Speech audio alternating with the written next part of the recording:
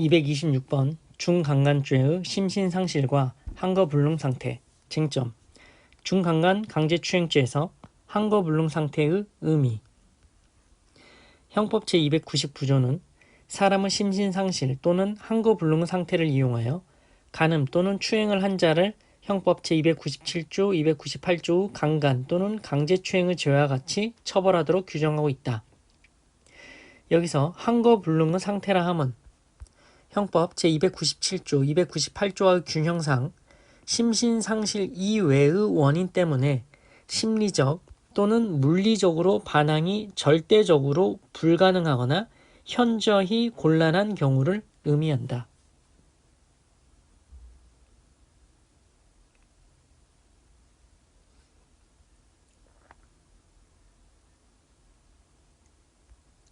(227번) 중강간죄의 불능미수.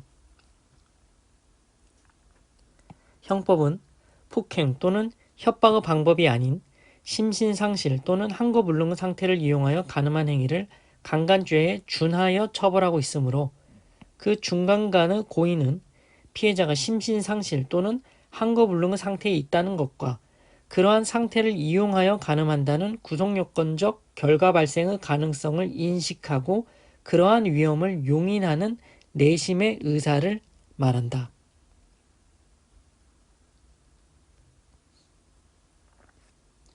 형법 300조는 준강간죄의 미수범을 처벌한다.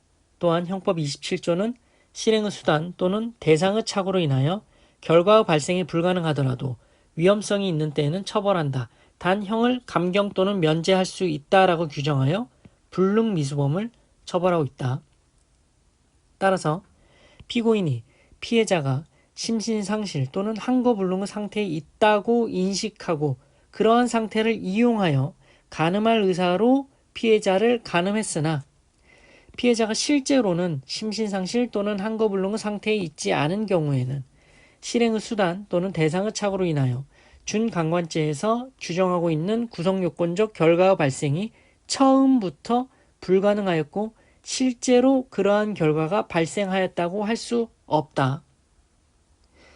피고인이 중강간의 실행에 착수했으나 범죄가 기수에 이르지 못하였으므로 중강간죄의 미수범이 성립한다 할 것이고 피고인이 행위 당시에 인식한 사정을 놓고 일반인이 객관적으로 판단해 보았을 때 중강간의 결과가 발생할 위험성이 있었으므로 준강간죄의 불능미수가 성립한다고 할 것이다.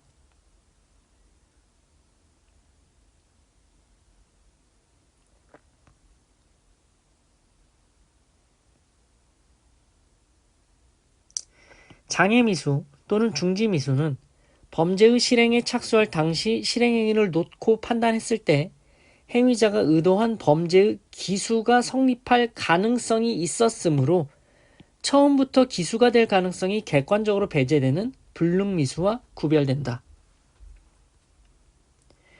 형법 제227조에서 정한 실행의 수단 또는 대상의 착오는 행위자가 시도한 행위 방법 또는 행위 객체로는 결과의 발생이 처음부터 불가능하다는 원시적 불가능성을 의미한다. 불능범과 구별되는 불능미수의 성립 요건인 위험성은 피고인이 행위 당시에 인식한 사정을 놓고 일반인이 객관적으로 판단하여 결과 발생의 가능성이 있는지 여부를 따져야 한다. 형법 299조에서 정한 준강간죄는 정신적, 신체적 사정으로 인해 성적인 자기 방어를 할 수 없는 사람의 성적 자기결정권을 보호 법익으로 한다.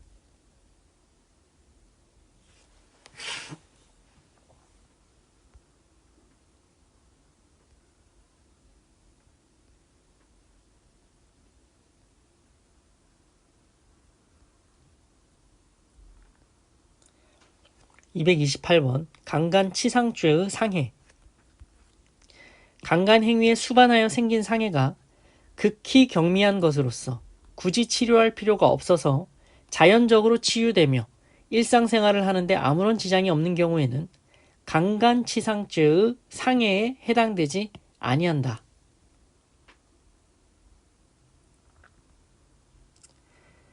상해 진단서에 의하면 우측 슬관절 부위 찰과상 및 타박상, 우측 주관절 부위 찰과상이고 예상 치료 기간은 수상일로부터 2주이며 입원 및 향후 치료, 정신과적 치료를 포함 치료가 필요할 수 있다는 사실. 피해자는 만 14세의 중학교 3학년 여학생으로서 154cm의 신장에 40kg의 체구인데 이러한 피해자가 40대의 건장한 군인인 피고인과 소형 승용차의 좁은 공간에서 밖으로 빠져나오려고 실랑이를 하고 위 차량을 벗어난 후에는 다시 타지 않으려고 격렬한 몸싸움을 하는 과정에서 적지 않은 물리적 충돌로 인해 위와 같은 상해를 입게 되었다면 피해자가 입은 위 상해의 정도가 일상생활에 지장이 없고 단기간 내 자연치유가 가능한 극히 경미한 상처라 할 수 없고 그런 정도 상처로 인해 피해자의 신체의 건강 상태가 불량하게 변경되고 생활 기능에 장애가 초래된 것이 아니라고 단정하기도 어렵다 할 것이다.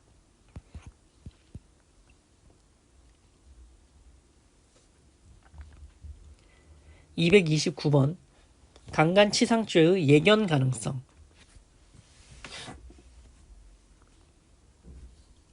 결과로 인하여 형이 중한죄에 있어서 그 결과의 발생을 예견할 수 없었을 때에는 중한죄로 벌할 수 없는 것인 바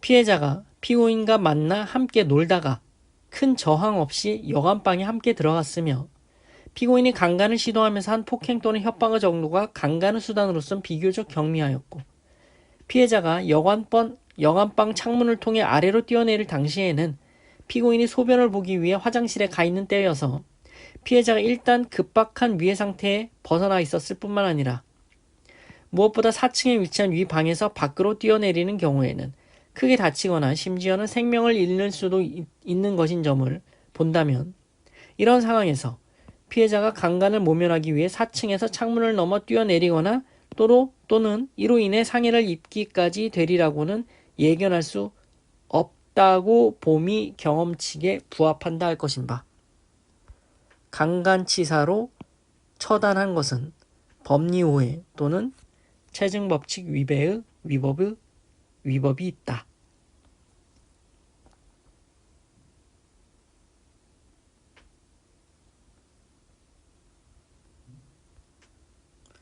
(230번) 강간치상죄의 공동정범. 공동정범의 경우에 공범자 전원이 일정한 일시 장소에 집합하여 모의하지 아니하고 공범자 중의 수인을 통하여 범위의 연락이 있고 그 범위 내용에 대하여 포괄적 또는 개별적인 의사 연락이나 그 인식이 있다면 그들 전원이 공모관계에 있다 할 것이고 이와 같이 공모한 후에 공범자 중의 1인이 설사 범죄 실행에 직접 가담하지 아니하였다 하더라도 다른 공모자가 분담 실행한 공모자가 실행한 행위에 대하여 공동정범의 책임이 있다 할 것이며 공범자 중 수인이 강간의 기회에 상해의 결과를 야기했다면 다른 공범자가 그 결과의 인식이 없었더라도 강간치상죄의 책임이 없다고 할 수 없는 것인 바 피고인이 공범들과 피해자를 강간할 것을 공모한 후에 다른 공범자들이 위 피해자를 강간하고 그 기회에 피해자에게 상해를 입혔다면 피고인도 강간치상죄의 공동정범의 죄책을 면할 수 없다.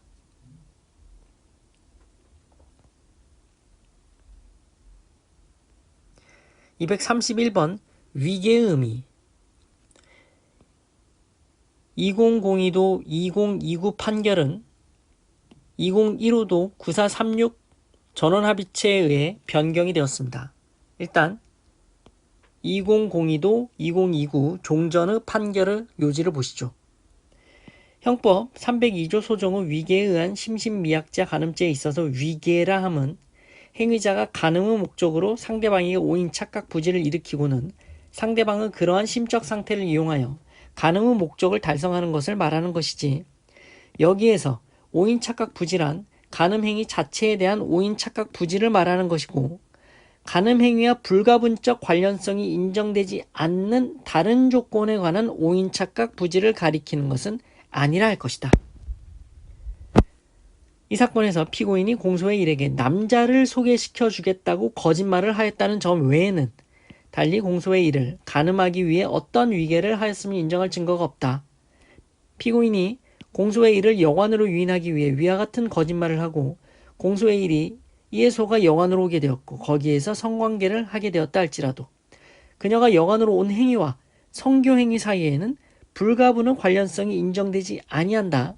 따라서 공소의 일이 간음행위 자체에 대한 착오에 빠졌다거나 이를 알지 못하였다고 할 수는 없다 할 것이어서 피고인의 행위는 위계에 의한 심신미약자 간음죄에 있어서 위계에 해당하지 아니한다 할 것이다 라고 본 것이 종전의 판결의 판례의 태도였습니다. 그런데 전원합의체로 그 태도가 변경된 것이죠. 2015도 9436 판결의 요지를 보시겠습니다.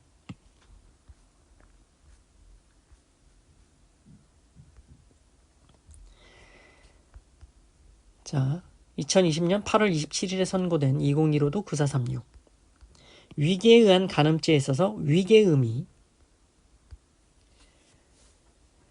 행위자가 간음의 목적으로 피해자에게 오인 착각 부지를 일으키고 피해자의 그러한 심적 상태를 이용해 간음의 목적을 달성했다면 위계와 간음행위 사이 인과관계를 인정할 수 있고 따라서 위계에 의한 간음죄가 성립한다. 다만 행위자의 위계적 언동이 존재했다는 사정만으로 위계에 의한 간음죄가 성립하는 것은 아니고 위계적 언동의 내용 중에 피해자가 성행위를 결심하게 된 중요한 동기를 이룰 만한 사정이 포함되어 있어 피해자의 자발적인 성적 자기결정권의 행사가 없었다고 평가할 수 있어야 한다. 그런 인과관계는 여러 가지 사정을 종합적으로 고려해야 할 것이고 위계에 의한 간음죄가 보호 대상으로 삼는 아동, 청소년 등의 성적 자기결정 능력은 개인별로 차이가 있으므로 구체적인 범행 상황에 놓인 피해자의 입장과 관점이 충분히 고려되어야 하고 성인 또는 충분한 보호와 교육을 받는 또래의 시각에서 인과관계를 쉽사리 부정해서는 안 된다. 이와 달리 위계에 의한 간음죄에서 행위자가 간음의 목적으로 상대방에게 일으킨 오인 착각 부지는 간음행위 자체에 대한 오인 착각 부지를 말하는 것이지 간음행위와 불가분적 관련성이 인정되지 않는 다른 조건에 관한 오인 착각 부지를 가리키는 것은 아니란 취지의 종전 판례를 변경한다. 이 사안은 피고인이 자신을 고등학교 2학년으로 가장하여 14세의 피해자와 온라인으로 교제하던 중에 교제를 지속하고 스토킹하는 여자를 떼어내려면 자신의 선배와 성관계를 해야 한다는 취지로 피해자에게 거짓말을 하고 이에 응한 피해자를 그 선배로 가장하여 간음한 사안인데 원심은 위계에 의한 간음죄에서 행위자가 간음의 목적으로 상대방에게 일으킨 오인착각 부지는 간음행위 자체에 대한 오인착각 부지를 말하는 것이지 간음행위와 불가분적 관련성이 인정되지 않는 다른 조건에 관한 오인착각 부지를 가리키는 것은 아니라 보아야 한다는 종전 판례에 따라 공소사실을 무죄라고 판단을 하였지만 대법원은 행위자가 간음의 목적으로 피해자에게 오인 착각 부지를 일으키고 피해자의 그러한 심적 상태를 이용하여 간음의 목적을 달성했다면 위계와 그 간음 행위 사이에 인과관계를 인정할 수 있다고 보아 종전 판례를 변경하고 이 사건 공소사실을 무죄로 판단한 원심 판결을 파기하였습니다. 자, 지금까지 강간죄, 강제추행죄에 대한 표준 판례를 살펴보셨습니다. 고생하셨습니다.